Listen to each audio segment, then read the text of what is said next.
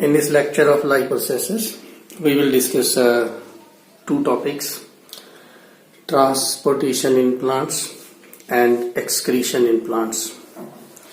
So transportation in human being and excretion in human being वो हमने पहले कर लिया था डिस्कस. तो इन केस ऑफ प्लांट्स हम देखेंगे कि ट्रांसपोर्टेशन का मतलब है material transfer, water and other material, how transportation take place in plants and how plants excrete the waste products that is under the excretion of plants. So first we will discuss transportation in plants. Now transportation in plants is a slow process in case of plants. इसमें slow है, animals के comparatively transportation जो है वो slow है. क्यों slow है? क्योंकि उसको जरूरत नहीं है, प्लांट को इतनी ज्यादा एनर्जी की जरूरत नहीं है as compare to human being, है ना. प्लांट्स जो है they required less energy than human.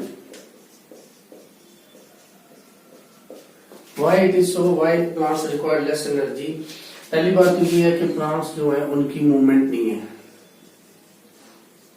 No movement, एक जगह से दूसरी जगह नहीं जाती. मूवमेंट है तो सिर्फ उसकी जो प्लांट्स की जो ब्रांचेस है उनकी है या लीव्स की है, उसके लिए ज्यादा एनर्जी की जरूरत नहीं है.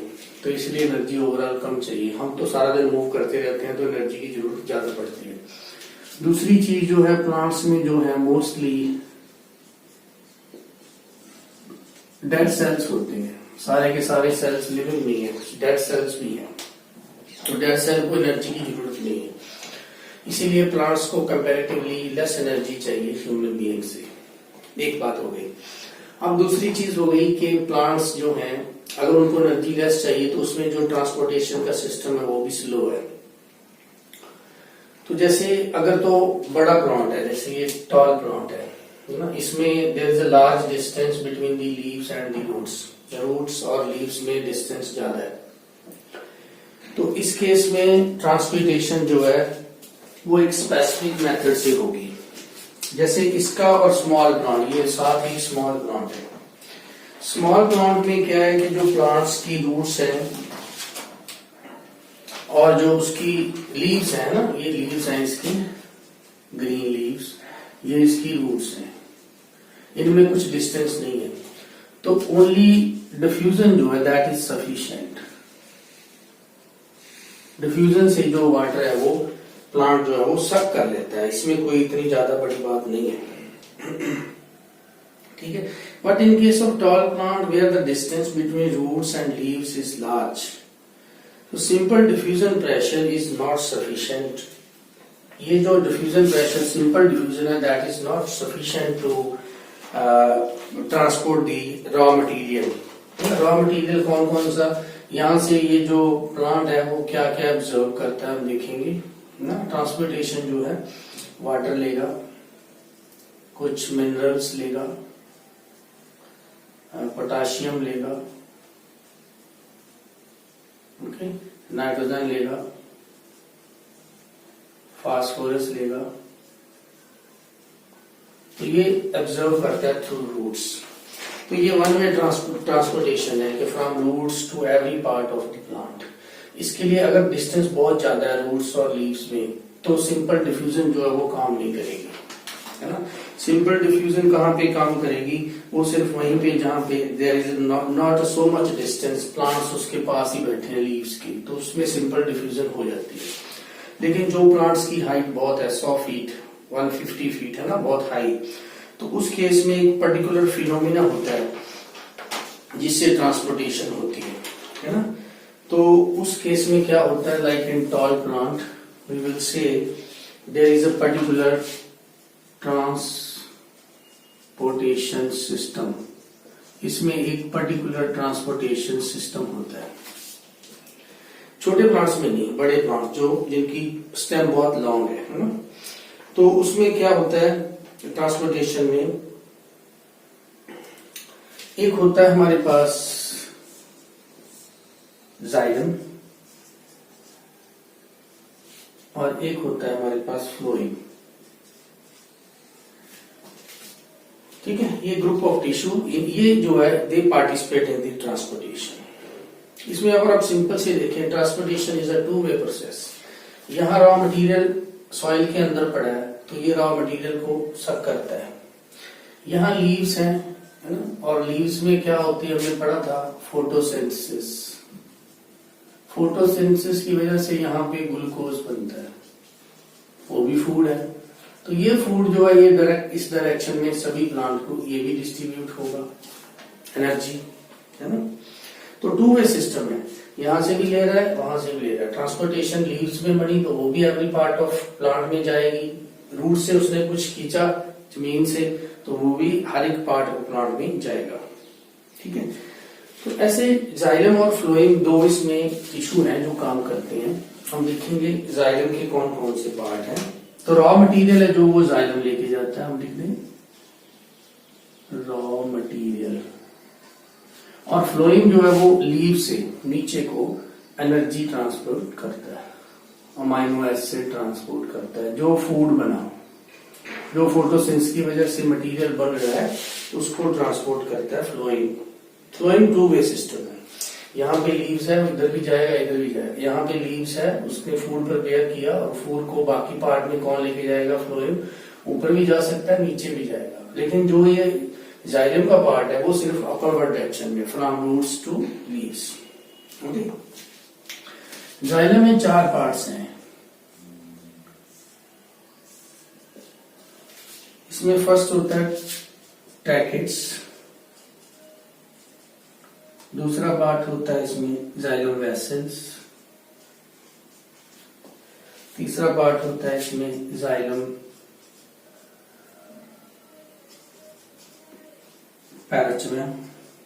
पैराकिमिया और जाइलम फाइबर। ये तो जाइलम पैराकिमिया एंड जाइलम फाइबर ये तो इसका फ्रेमवर्क बनाते हैं। मेन जो ट्रांसपोर्टेशन में रोल्स है वो इन दोनों का होता है, tracheids and vessels. They are the you can say conducting elements.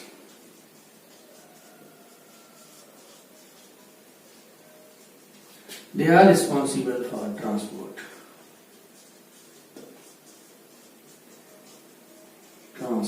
क्या ट्रांसपोर्ट करते हैं ये सब कुछ, water, minerals, potassium, nitrogen, phosphorus, roots में से जो भी इसको मिलता है ये ट्रांसपोर्ट करते हैं tracheids and vessels. Xylem parenchyma and xylem fibre they form the framework, ना, उसका रोल नहीं होता कनेक्टिंग में। ऐसे ही जो हमारे पास फ्लोएम है इसके भी 4 पार्ट्स हैं। इसमें फर्स्ट होता है सीव ट्यूब्स, ओके। सेकंड होते हैं कंपेनियन सेल्स, थर्ड और फोर्थ सेम रहेगा, फ्लोएम, पैरासीमिया एंड फ्लोएम फाइबर। इसमें अगेन ये दोनों फ्रेमवर्क बनाएंगे, इन दोनों का रोल होता है टू ट्रांसपोर्ट। तो ये तो है लॉन्ग प्लांट्स के अंदर ट्रांसपोर्ट सिस्टम जो हमारा है उसमें 2 पार्ट होते हैं। फर्स्ट होता है फ्लोएम, सेकंड होता है जाइलम। फ्लोएम दोनों साइड पे और जाइलम सिर्फ अपवर्ड डायरेक्शन में। जाइलम जो है वो क्या ट्रांसपोर्ट करता है, raw material from the soil, है ना, water, mineral, potassium, nitrogen, phosphorus, ये उसमें ट्रैकेट्स और वेसल्स हैं जो ये चीज ट्रांसपोर्ट करते हैं। कैसे करते हैं उसका मैकेनिज्म अभी करेंगे।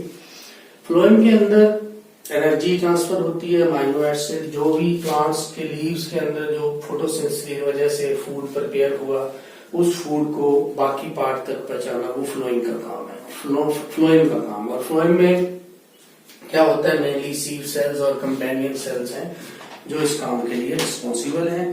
तो xylem and phloem, these are the 2 parts of transportation system in long plants.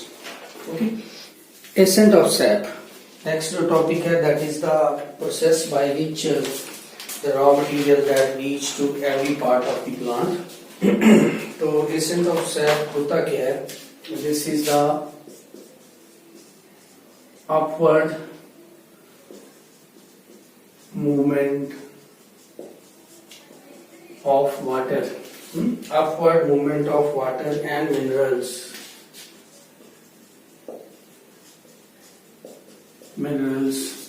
from roots to different parts,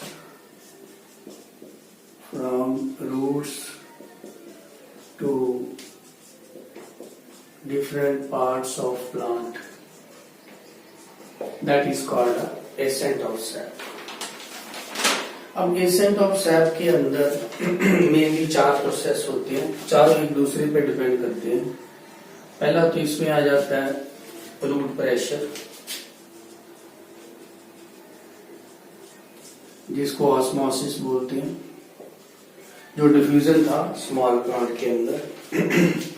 दूसरा स्टेप इसमें आ जाता है capillary action,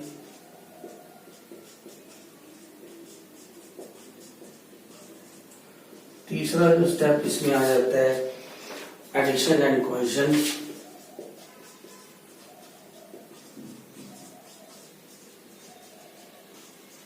okay, and fourth one is your transpiration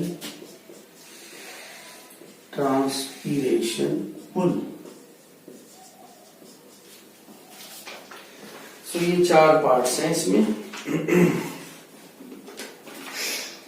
तो बेसिकली क्या है, एक दूसरे से लिंक है इनका। तो यहाँ पे मैं 4 पार्ट्स आपको बना के एक्सप्लेन कर रहा हूँ कैसे कैसे होता है। पहले तो क्या है कि रूट्स के अंदर यहाँ ऑस्मोसिस होती है, there is a root pressure, जैसे उसमें डिफ्यूजन थी।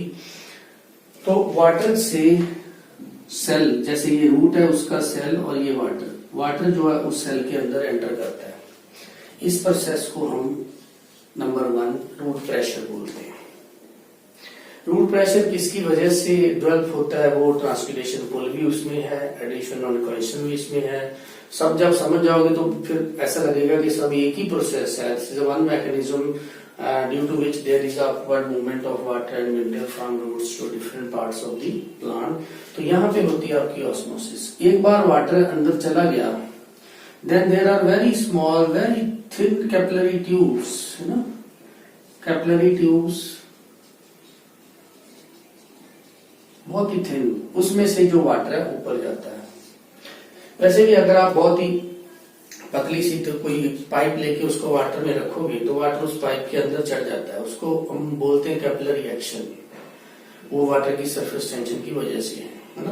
पानी एक बार एंटर कर गया अंदर, उसके बाद ये ऊपर को जाएगा कैपिलरी ट्यूब से, क्योंकि जो कैपिलरी ट्यूब्स हैं दे आर वेरी थिन और उसमें वाटर अपने आप ही ऊपर जाता है। जैसे आप दिया जलाते हो ना ऑयल के अंदर, तो विक जो होती है उसकी बत्ती जो है उसके अंदर भी छोटे छोटे कैपिलरीज बन जाती है, इसीलिए तो नीचे से ऑयल ऊपर आता रहता है तो दिया जलता रहता है ना। वही एक्शन इसमें होता है। एडिशन एंड कोहेजन का मतलब होता है वाटर के साथ इंटरेक्शन। एक वाटर मॉलिक्यूल दूसरा water molecule, there is a force of attraction between water molecule, इसको कोहेजन बोलते हैं। जैसे आपने देखा होगा कहीं से भी वाटर ड्रॉप हुआ, आपने वाटर ड्रॉप देखा, वाटर ड्रॉप की शेप ऐसी होती है। वो क्यों ऐसी क्यों होती है? क्योंकि हर तरफ से अट्रैक्शन है, जितने भी इसके अंदर वाटर मॉलिक्यूल है उनकी अट्रैक्शन है एक दूसरे के साथ, उसको बोलते हैं कोहेजन। एडिशन होती है जब वाटर किसी सरफेस के ऊपर, मान लो ये सरफेस है, सरफेस के ऊपर वाटर गिर गया। जब सरफेस के ऊपर वाटर गिरेगा तो ऐसा नजर आएगा। अब उस सरफेस में और वाटर में, है ना, सरफेस एंड वाटर, इन दोनों में जो अट्रैक्शन होती है उसको हम बोलते हैं एडिशन। ये दोनों प्रोसेस अट्रैक्टिव फोर्सेस है। जिसकी अब देखो इसमें कैपिलरी ट्यूब के अंदर क्या हो रही है, वाटर की क्या है, कोहेजन। वाटर की और कैपिलरी सरफेस की, जो कैपिलरी ट्यूब है उसकी सरफेस की क्या हो रही है, एडिशन। इसकी वजह से वाटर जो ऊपर को मूव करता है ना। तो ऐसे ही इससे यहां से वाटर जो है मूव कर गया, थर्ड पार्ट। उसके बाद आ जाता है transpiration pull. This is a very important point. तो ये तीनों को, फर्स्ट सेकंड और थर्ड, तीनों को ये इंक्रीज करती है। जैसे ट्रांसपीरेशन पुल क्या है, यहाँ पे लीव्स हैं, मैं एक लीव ड्रॉ कर लेता हूँ, अब ये एक्सक्रीशन में भी करेंगे। लीव्स के अंदर क्या होते हैं, छोटे छोटे पोर्स। पोर्स के थ्रू क्या है, वाटर वेपर्स बाहर जाते हैं, जिसको बोलते हैं ट्रांसपीरेशन। ट्रांसपीरेशन का मतलब होता है loss of water through the stomata, उसको बोलते हैं stomata, loss of water through stomata.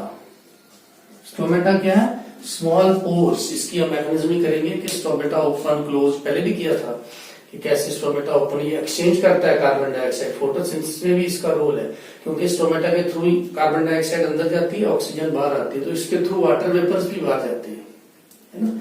तो जब वाटर वेपर्स यहां से बाहर जाएंगे थ्रू ट्रांसपिरेशन, तो यहां पे क्या हो जाता है? वैक्यूम बन जाता है, सक्शन हो जाती है, मतलब फिर ये वैक्यूम इधर से वाटर को अपनी तरफ खींचेगा ऐसे। इसको बोलते हैं ट्रांसपिरेशन पुल। तो वो इतनी स्ट्रांग होती है ट्रांसपिरेशन पुल, लीव्स से थ्रू होती है, नीचे तक जाएगी।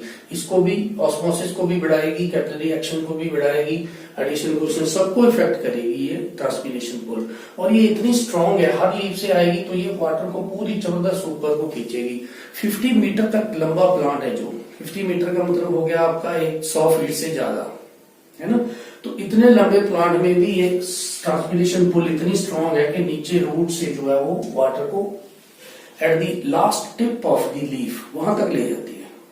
तो this is called accent of SAP. Okay, तो मेन इसमें ट्रांसपिरेशन पुल क्या, ट्रांसपिरेशन होती है, स्टोमेटा खुलेंगे तो वाटर जो अंदर है वो बाहर जाएगा, जहां से बाहर गया वहां पे खाली जगह बनेगी। अब उस खाली जगह को फिल करने के लिए अंदर से एक तरह का पंप बन जाएगा, सक्शन पंप जिसको बोलते हैं ना, तो वो नीचे से जो वाटर को ऊपर तक खींचेगी। तो ये 4 इसमें पॉइंट्स आते हैं एसेंट ऑफ सैप के अंदर। रूट प्रेशर तो है ही है, कैपिलरी एक्शन भी है, एडिशन कोएफिशिएंट भी एक्ट करता है, और सबसे इंपॉर्टेंट इसमें है ट्रांसपिरेशन पुल। क्लियर? तो अब उसमें एक थोड़ा सा उसका समझ लें कि जो फ्लोएम है वो कैसे ट्रांसपिरेशन करता है।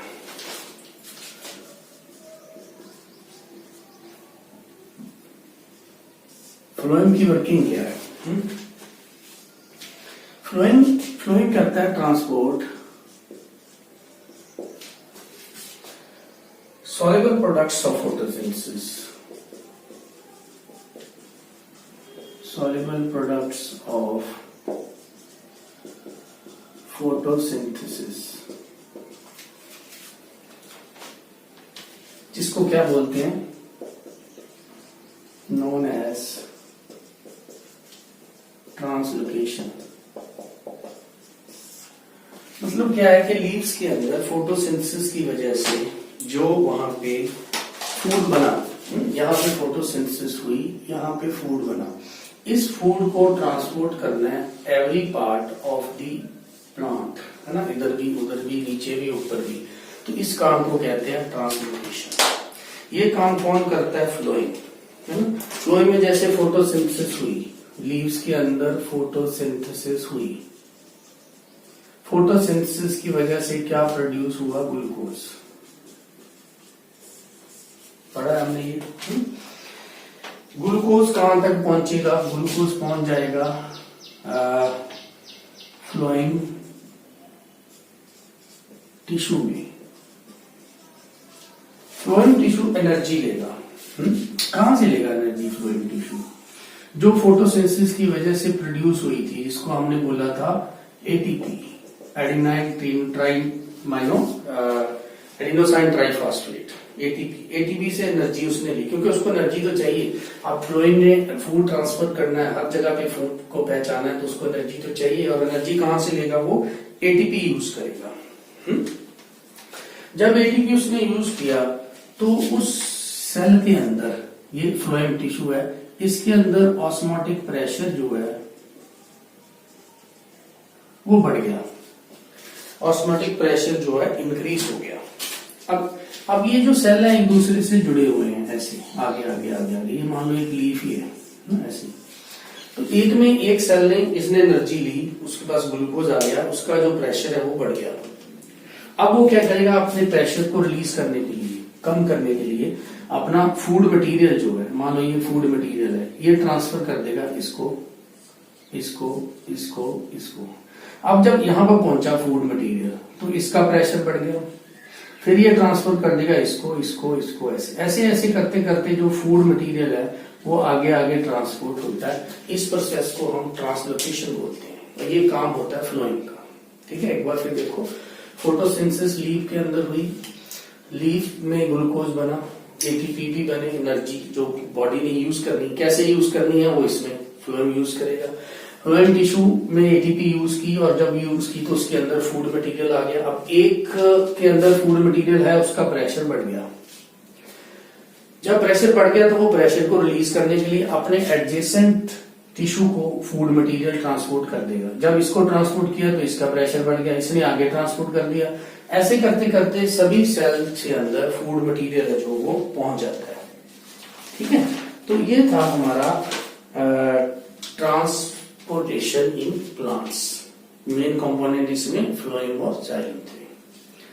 ओके, नेक्स्ट हम करते हैं एक्सक्रीशन।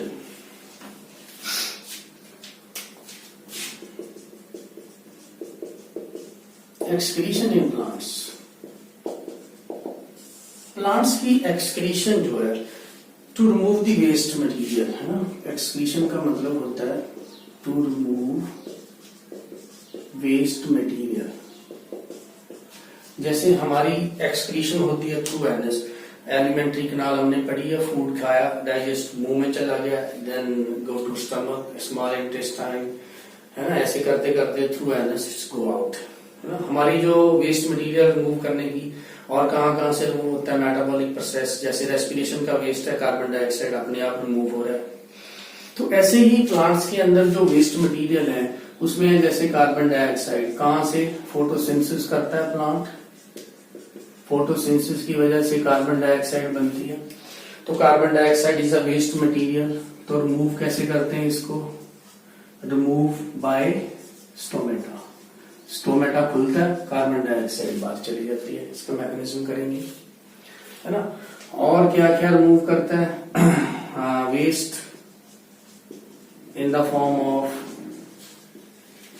गम, मिल्क, है ना, थिक मिल्क, वैक्स एक्सेट्रा, और फॉल लीव्स। कई बार क्या होता है कि लीव्स हैं जैसे ये, है ना, तो लीव्स की यहाँ पे वेस्ट मटेरियल इकट्ठा हो गया, फिर ये लीव ही गिर जाता है खुद। तो falling of leave is also is a process of excretion in plant. तो वो भी एक तरह से एक्सक्रीशन ऑफ प्लांट है ना। बाकी ट्रांसपीरेशन होती है लीव्स के थ्रू, वो भी एक तरह से क्या है, इसका एक्सक्रीशन है। तो कुछ एक्सक्रीशन, कुछ मटेरियल जो स्टेम में आपने देखा होगा, लीव जो प्लांट्स है उसकी स्टेम पे कुछ गम लगा हुआ है ना, या कुछ थिक मटेरियल, दूध जैसा मटेरियल निकला हुआ है, जहाँ वैक्स है, वो भी उसका वेस्ट मटेरियल होता है। कुछ वेस्ट मटेरियल है जो वो प्लांट्स रूट के थ्रू भी, जैसे कैल्शियम ऑक्जेलेट एक है, वो रूट के थ्रू सॉइल में भी एक्सक्रीट करते हैं। तो ये इसका एक्सक्रीटरी सिस्टम है। मेनली इसमें जो एक्सक्रीशन होती है वो है carbon dioxide and transpiration through stomata. तो स्टोमेटा का थोड़ा सा हम करेंगे कि ओपनिंग एंड क्लोजिंग में क्या उसका प्रोसीजर क्या है, मैकेनिज्म क्या है ना। तो mechanism of opening closing of stomata।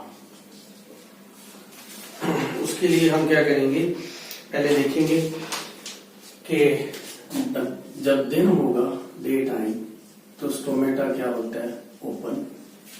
जब नाइट होती है तब स्टोमेटा क्या होता है, क्लोज। तो ऐसा क्यों है, तो डे और नाइट में प्लांट के लिए क्या डिफरेंस है। जब डे होता है तो फोटोसिंथेसिस होती है ना, डे में फोटोसिंथेसिस होती है। और फोटोसिंथेसिस हमने पढ़ा है, 6 carbon dioxide, 6 water, glucose plus 6 oxygen. Chlorophyll इसमें यूज होती है, और साथ ही साथ सनलाइट। तो ये प्रोसेस दिन में होता है, रात में नहीं होता। तो अब हम इसको एक्सप्लेन करेंगे। मान लो ये हमारा किडनी शेप होता है स्टोमेटा, ठीक है, ऐसा ये किधर होगा। तो हम इसके मैकेनिज्म तक पहुंचेंगे। कि कैसे स्टोमेटा जो है वो ओपन होता है, कौन इसको ट्रिगर करता है। ये इसके अराउंड कुछ सेल्स हैं, इनको हम बोलते हैं सबसिडरी सेल्स, ऐसे करके these are the subsidiary cells, and this kidney shape is a guard cell. This is one part of the stomata. अब स्टोमेटा के अंदर यहां पे मैं एक दिखा रहा हूं, ये आपको नजर आ रहा है, this is your chloroplast. Chloroplast कहाँ यूज होता है? क्लोरोफिल में होता है, जो मेसोफिलिक सेल होते हैं इसमें एंडोडर्मिस के अंदर। तो क्लोरोप्लास्ट से ग्लूकोज प्रोड्यूस होता है, इसी के अंदर ग्लूकोज जो है वो फर्दर कन्वर्ट होता है स्टार्च में, स्टार्च जो है वो फर्दर टूट जाता है मैलिक एसिड में।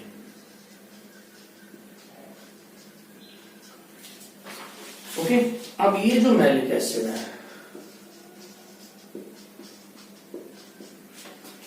मैलिक एसिड जो है फर्दर टूट जाता है। एक तो ये देता है H पॉजिटिव आयन, एक ये देता है mallet ion, mallet ion. Okay, H positive ion की कंसंट्रेशन, इसका मतलब गार्ड सेल में कंसंट्रेशन बढ़ जाती है। Concentration of H positive ion in guard cell increases. तो H positive जो है वो फिर मूव करते हैं, then H positive moves from guard cell to subsidiary cell. मैं इसको शॉर्ट लिख रहा हूं, SC is subsidiary cell, GC is guard cell. Okay, तो H पॉजिटिव आयन आपकी जो इसके अंदर बने, इसके अंदर H पॉजिटिव आयन की कंसंट्रेशन जो है वो बढ़ गई। तो अब ये H पॉजिटिव आयन मूव करके कहा जाएंगे? सबसिडरी सेल में जा रहे हैं। सबसिडरी सेल में K पॉजिटिव आयन होता है, पोटाशियम आयन, इसमें K पॉजिटिव आयन होता है। तो K पॉजिटिव आयन क्या करेगा? उसके चार्ज को बैलेंस करने के लिए K पॉजिटिव आयन जो है वो अंदर मूव कर जाएगा। तो K positive ion moves from subsidiary cell to guard cell. तो K पॉजिटिव आयन अगर अंदर आ गया तो Cl नेगेटिव आयंस भी आ जाएंगे, also moves to balance the charge.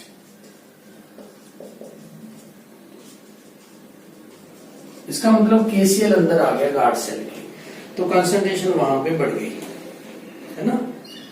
तो फिर जब क्या होगा, जब कंसंट्रेशन बढ़ गई तो ऑस्मोटिक प्रेशर बढ़ गया।